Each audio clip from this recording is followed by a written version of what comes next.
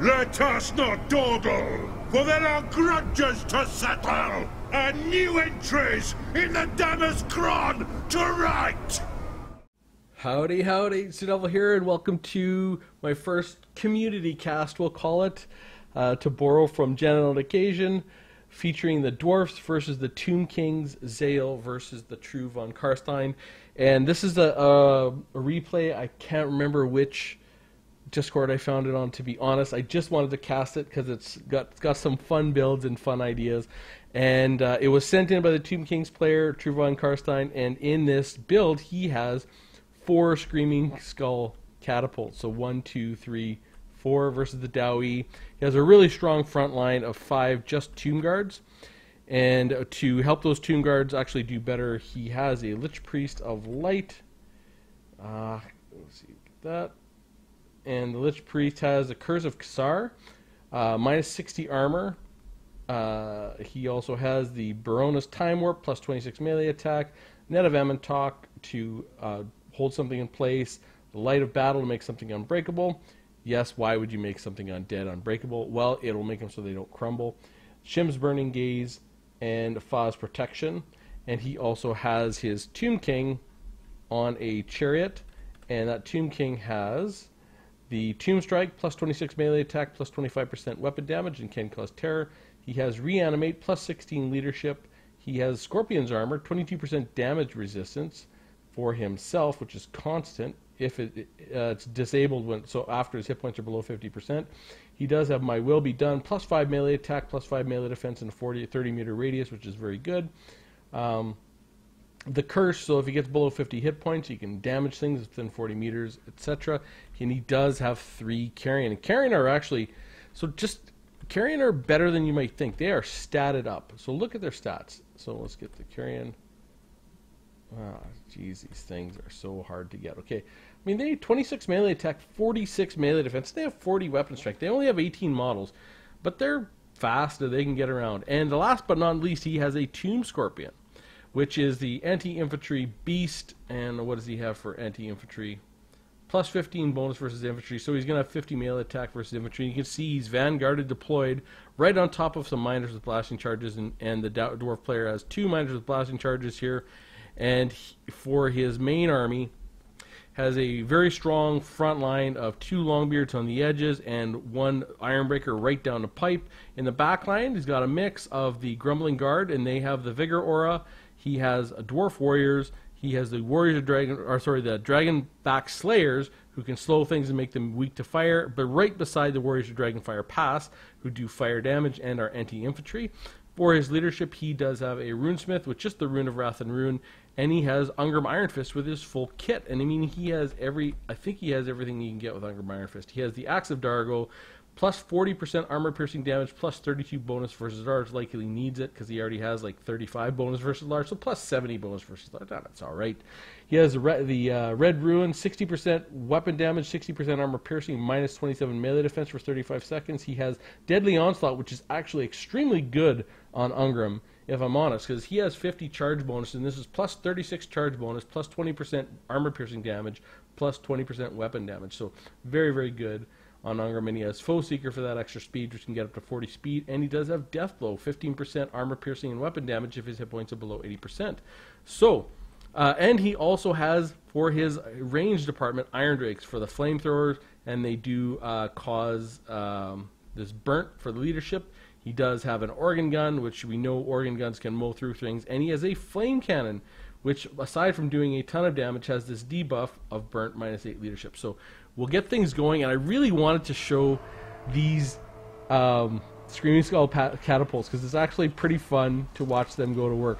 So these guys are seen right away, and these guys are seen right away, and the flame cannon is absolutely going to demolish these skeleton horsemen. I mean, they have to get the heck out of dodge. The flame cannon does so much damage. Anytime they get touched, they're going to get absolutely crushed.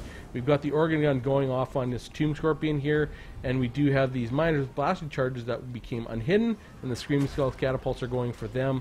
And you can see now he's going to go back into the forest and try to hide, but it's not going to work great.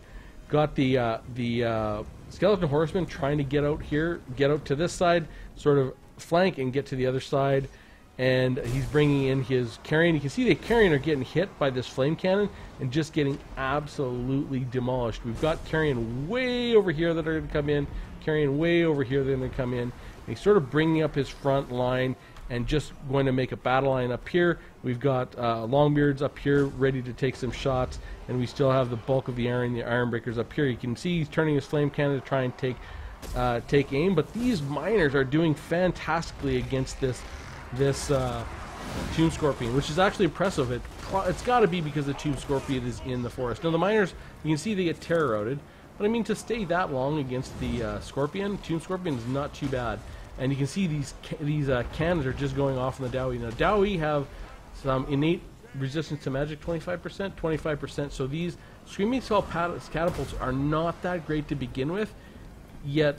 And on top of that, the Dowie do have the ability to defend against them. You can see here, the Carrion are coming in. They're going after that flame cannon, and he's trying to get some shots in with these skeleton horsemen archers. You can see he's just shooting at the Dragonback Slayers. Dragonback Slayers do have some missile resistance, and you can see, boom, one shot gets in. It's just devastating. The other Carrion are trying to come into the side, and he's just sort of come up here. He's not in any rush. He really wants to try and let his Screaming Skull Catapult go to work and get some work done. And he's trying to use his Tomb Scorpion, or sorry, his Carrion, to actually take out the Dwarf ranged. And you can see that these guys just got obliterated. That, like, the flame cannon was set on guard mode and just kept firing, and it was able to take care of them. Now these other Carrion have gotten in to the front line, and they are going after trying to get that flame cannon until it's gone, so he can just let his front line go to work, let the Screaming Skull Catapults go.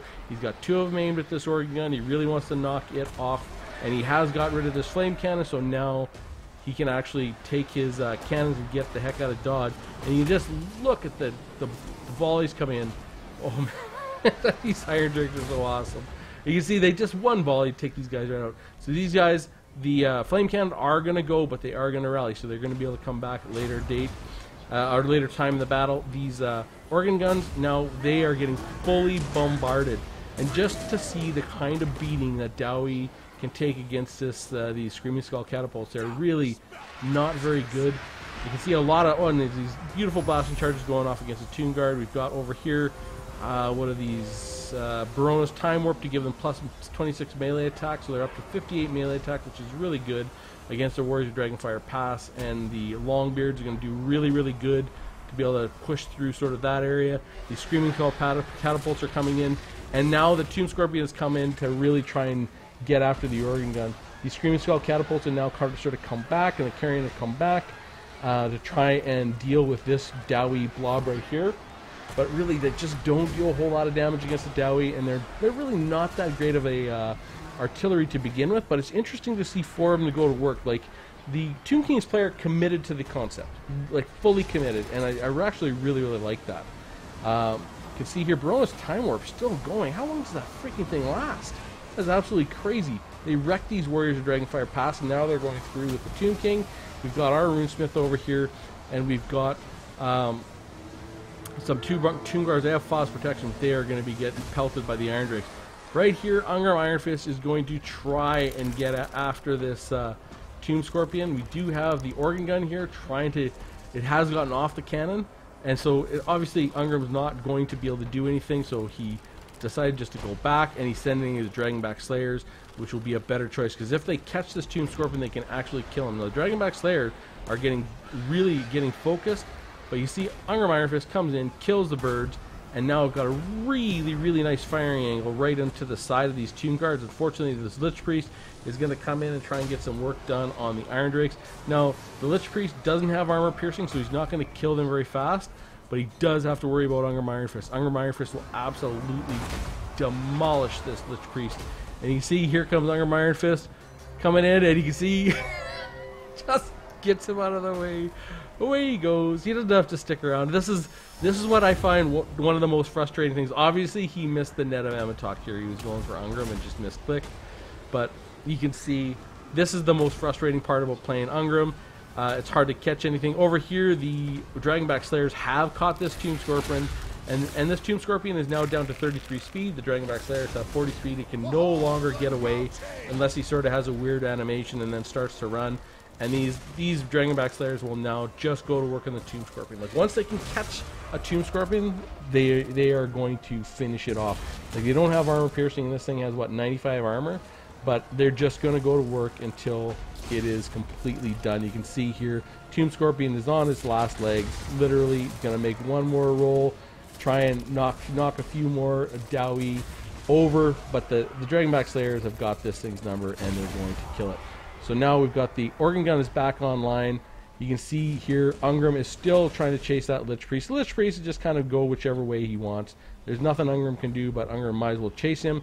The Iron Drakes are coming around to the back, trying to get a good line of fire on everything back here on these Tomb Guards. And you can see the Lich Priest is trying to come in and maybe get a rear charge, but there's not going to be really much you can do. Almost all of these guys have been able to use all their ammo. Now there's one dwarf that was able to get up here and kill one of the Screaming Skull catapults, but that's it. Now the rest of them are going to focus on this miners with blasting charges. Meanwhile, the main sort of battle has resolved for the most part. A couple pockets left, but really the Dowie infantry and Dowie leadership are really going to show their quality right here. This miner with blasting charge is going to kind of get beat down, but these guys are almost out of ammo. So 3 out of the 4 used all of their ammo, and that's rare. You actually get to use all of a artillery piece's ammo in any games. It's actually not very frequently that does happen. I mean, you can see here he brought in the Tomb King to go after the Organ Gun. Ungram Iron Fist is going to come after the Tomb Guard, which is the right place, and he's got the shots going against the Lich Priest. All of these guys have used well. They're really, really close. I think they're going to get a few more shots in and then sort of finish up using all their ammo. The Dwarf player just wants to get shots into the Lich Priest and this Tomb Guard here. Over here, Ungram Iron Fist has finally found a target. Can't run away from him in the Tomb Guard. The front line here is really, really resolving. You can see these guys are about to use all their ammo. So these guys have used all their ammo. These guys are really, really close. I think they got one more shot until all their ammo is used. The Runesmith here is just going to go back and going to help out against the Tomb King here, who's fighting some Longbeards. That fight's fine for the Longbeards, really. Now 2 out of 3 have used all their ammo. We got one more with one more shot, and that's it. All of them have used their ammo, every one. And you can see now that they're completely out of ammo. Everything really starts to crumble and disintegrate, and that is the game. You know, I think there's one guy left who's got to crumble back here, but you know, not much you can do after that. So we're going to go look at the end plates and see where the kills were on that for those Screaming Skull catapults. And kudos to the Truvon Karstein for really trying to bring a build and make these work just for fun. I thought it was interesting to watch and interesting to really see how little they did. I mean, 3 out of 4 of these used all their ammo, and they got a maximum of 26 kills. And it's not like they were all just super elite Dowie infantry. I mean, there's like miners, dwarf warriors, you know, there was Dragonback Slayers, right? Dragonback Slayers have physical resist, so these do magic damage, so that would help at least a little bit. You know, I would say that, you hear people say, oh, they're not going to be good against dwarf. It's nice to see them in action and someone try it. I really, really like that. The Tomb Scorpion, 24 kills, 7, 4, and 7 with the Carrion. Now, the Carrion are very, very disruptive. I think had he timed his Carrion play with bringing his Tomb Scorpion and bringing that front line, like what I'm learning a lot from Aurora Boss is really, you can see the Tomb King's player had a plan, but couldn't execute it all together. And had he actually bombarded just the one target, focused on, whether it's the Organ Gun or the Flame Cannon, with all his catapults, and then brought his Carrion onto the other and simultaneously attacked the front line with a Tomb Guard, he would have been fine, because he essentially ended up giving up his skeleton horse archers for free, and his Carrion, he was able to get the Flame Cannon, but one of them he gave away for free. So for Zale's build, Ungram Iron Fist, nothing wrong with that. A Runesmith obviously is a very strong pick, and just the Rune of Wrath and Rune makes these 680 gold super cheap. The Miners, the Blasting Charge is 26 and 1. Now these guys with the 1 obviously fought the Tomb Scorpions. 20 for the Dwarf Warriors, 43 and 39 for the Longbeards, 22 for the Warriors of Dragonfire Pass, though they did get that Barona's Time Warp right in the face. 26 for the Grumbling Guard with great weapons, 13 for the Dragonback Slayers, 103 for the Ironbreakers. So it didn't do much against them Ironbreakers. They're pretty strong in this matchup, it looks like.